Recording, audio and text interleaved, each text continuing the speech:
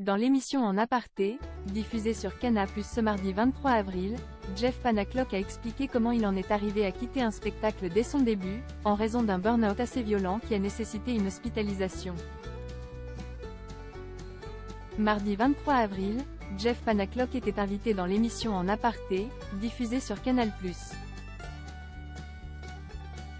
L'humoriste et ventriloque est revenu sur l'année 2022, malheureusement marquée par un burn-out. Actuellement, le jeune papa de 37 ans continue de faire face à des difficultés liées à sa profession, même s'il semble aller mieux sur le plan mental.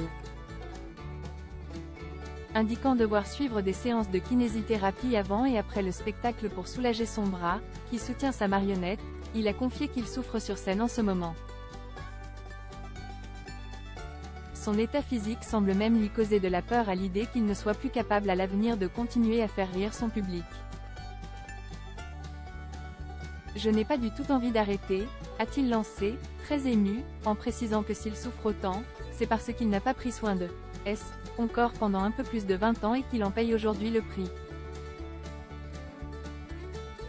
Jeff Panaclock s'est aussi confié sur cette fois où sa santé mentale a décliné alors qu'il avait une date de prévue. Il s'est ainsi remémoré un épisode très particulier, lorsqu'il a quitté la scène en plein spectacle, chose qu'il ne pensait jamais pouvoir faire. Ravalant ses larmes, le ventriloque a expliqué que toute cette pression s'accumule, et